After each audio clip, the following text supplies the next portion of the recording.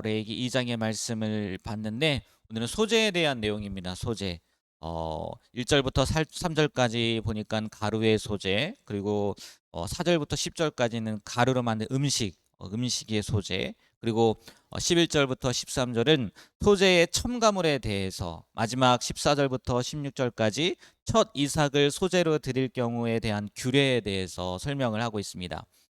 어제 이 번제라는 것이 제물로 바치는 짐승을 가죽을 빼고 통째로 각을 뜨긴 하지만 제단 위에서 불사르는 온전한 제사고, 또 하나님 앞에 완전한 헌신을 의미한다라고 말씀을 드렸어요. 두 번째로 오늘 말씀의 내용인 이 소제는요, 주로 피 흘리는 제사의 부속적 제사, 따라오는 제사라는 거죠. 특히 번제와 더불어서 이렇게 드려졌는데, 오늘 2장에 나타난 소제의 경우에는 백성들이 하나님께 대해 감사와 충성을 표현할 이유를 발견했을 때 언제든지 드릴 수 있었던, 그러니까 부수적으로 드렸던 게 아니라 따로죠. 언제든지 내가 이런 마음이 있어서 하나님 앞에 드리길 원합니다 라는 생각이 있을 때마다 드릴 수 있었던 독자적인 소재에 관한 규례입니다. 소재 예물의 종류는요, 오늘 이렇게 같이 읽었지만 날 것, 그러니까 요리하지 않은 것과 그다음에 요리된 것. 그래서 오늘 말씀에 보면 화덕에 구운 것, 철판에 구운 것, 냄비, 이렇게 세 가지 나오잖아요. 이렇게 두 종류로 나뉘었어요. 날 것과 요리가 된 것. 요리로 된 예물의 경우는 기름을 고운 가루와 섞어야 된다고 이렇게 이야기를 했고요. 요리된 제물이 아닌 경우에는 1절 15절 말씀을 보면 나와 있어요. 기름을 붓기만 하라고. 이게 그 소재에 드리는 이 방법들이에요. 특별히 소재는요, 이 곡물을 예물로 삼는 거잖아요. 그런데 그 곡물을 반드시 고운 가루로 갈아야 됐습니다. 오늘 2절 말씀에 나와 있어요. 2절 말씀에. 조그만한 덩어리가 있어도 안 된다는 거예요. 미세한 분말이 될 때까지 우리 고운 가루로 만들어야 된다는 거죠. 이걸 가지고 이렇게 얘기를 하더라고요. 제사를 드리는 사람은 그렇게 곡물을 갈면서, 그렇잖아요. 지금처럼 기계가 있는 것도 아니고 맷돌 있었겠죠. 아니면 그 나름대로의 도구가 있었을 텐데 그것을 갈면서 자신의 생각과 뜻을 하나님 앞에서 함께 갈아낸다는 의미가 있다는 거예요. 그런데 그것만으로는 부족하다는 거예요. 그래서 거기에 오늘 말씀해 보니까 그 위에 기름과 유향까지 더했다는 거죠. 보통 기름이 아니라 고운 기름, 그리고 유향, 이거는요 귀함을 상징한다는 거예요. 귀한 것을 덧붙였다는 거예요.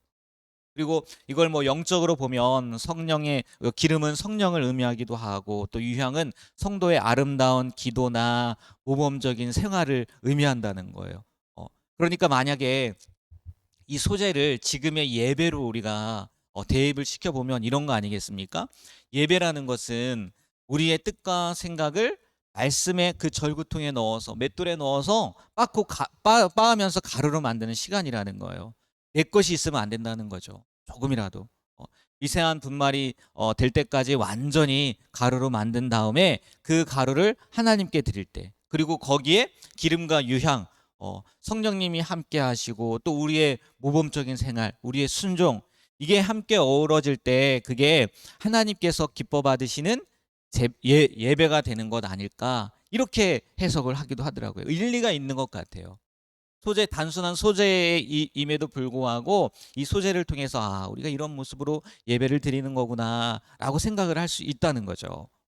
그리고 11절 13절 보면요, 또 이런 말씀이 추가되어 있어요. 한번 이 말씀은 한번 보시겠어요? 11절 13절 말씀 같이 한번 읽어볼까요? 너희가 여호와께 드리는 모든 소재물에는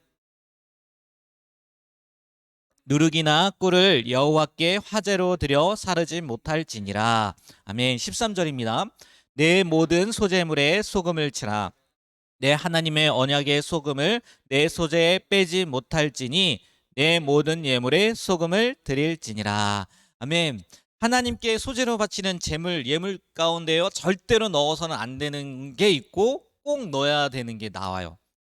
절대로 넣어서는 안 되는 게 뭐예요? 누룩과 누룩과 꿀이에요.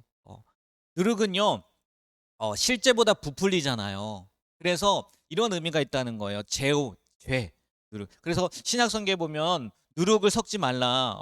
누룩, 그러니까 그 거짓된 교훈, 그 누룩에 속지 말라는 말씀이 나오지 않습니까? 그러니까 이 누룩은 죄와 부패를 상징하는 거고, 꿀은 그 음식을 달게 만들잖아요. 뭐 이걸 뭐 당이정, 뭐 그럴듯하게 당이정으로 포장하는 거다라고 표현을 하는데, 그러니까 세상 기쁨과 쾌락을 의미한다는 거예요.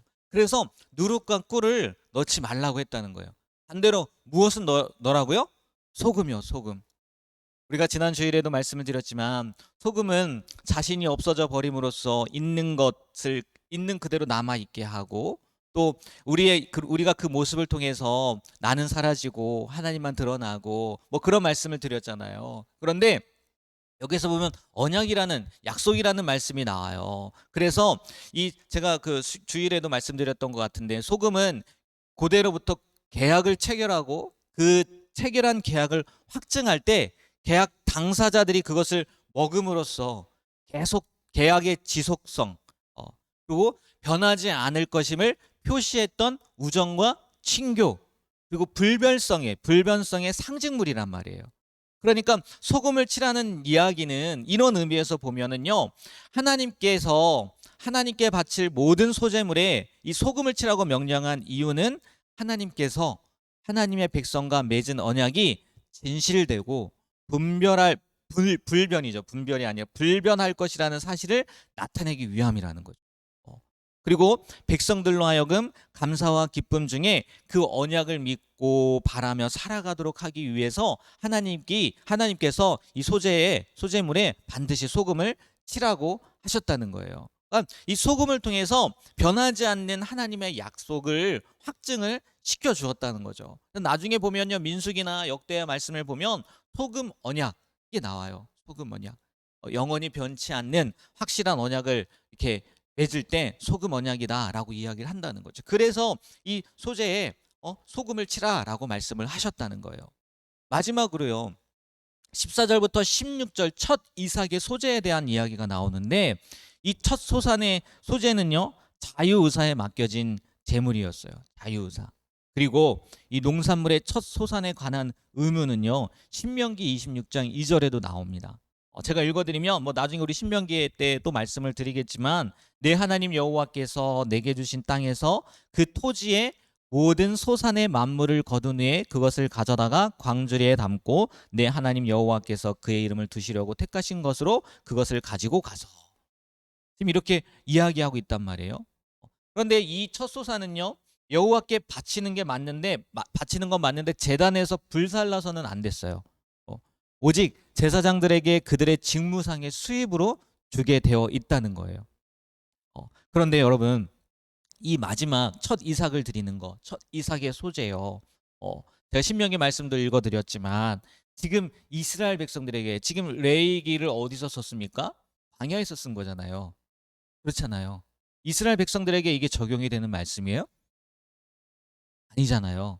광야에 무슨 첫 이삭이에요. 만나 먹고 살았잖아요. 어? 어떻게 소재를 드릴 수 있었겠어요? 당연히 못 드려요. 그럼 언제 드려야 되는 거예요?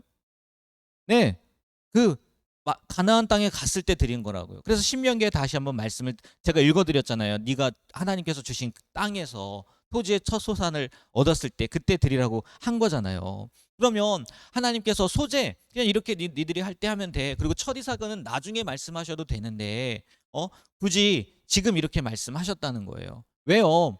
당연히 그것도 필요한 제사였다는 거예요. 물론 신명기를 통해서 다시 한번 반복을 하시겠지만 이스라엘 백성들이 살아갈 땅에서의 삶과도 연관되어 있기 때문에 광야이지만 미리 말씀을 하셨다는 거예요. 이게 다 소재에 대한 내용이에요. 굉장히 많지 않습니까? 별거 아닌 것 같은데도 뭐 나중에 뭐 속죄제 보면은 또 많은 이야기들이 나오는데, 저는요 오늘 이 소재에 대한 말씀을 준비하면서 이런 생각이 들더라고요. 이게 되게 많잖아요. 뭐 해야 될 것들이 많잖아요.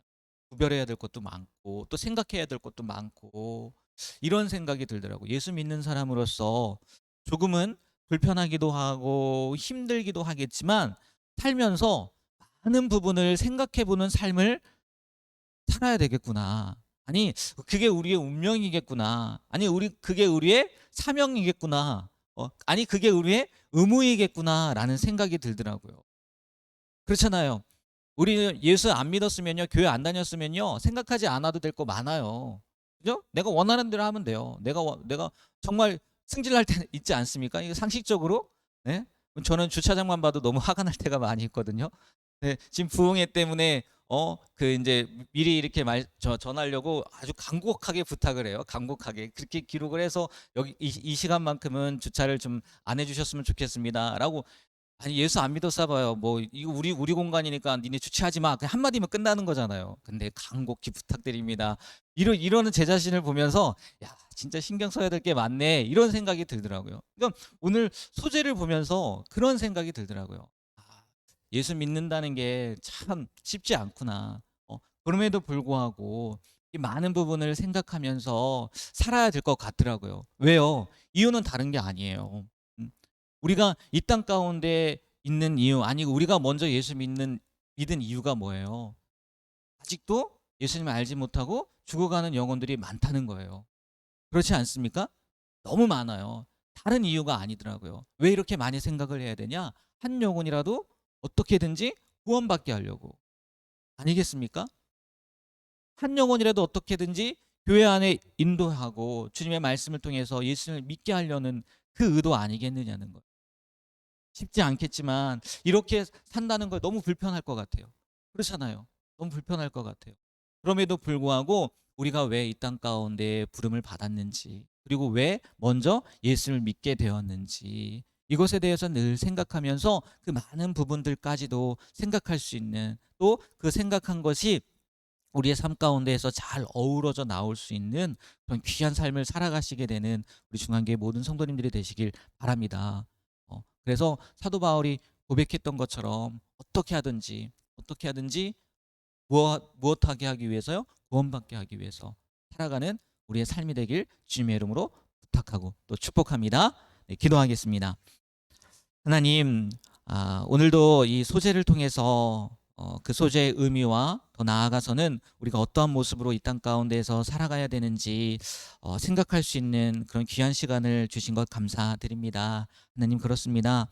우리가 정말 한 영혼이라도 구원받게 하고자, 또 한 영혼이라도 예수님을 알게 하고자, 천국을 바라보며 살아가게 하고자 우리가 할 수 있는 것도 포기하고, 또 우리가 해야만 되는 것도 또 놓고 살 때가 많이 있음을, 아니 그렇게 살아야 된다는 것을 오늘 말씀을 통해서 다시 한번 어, 생각하게 되었습니다.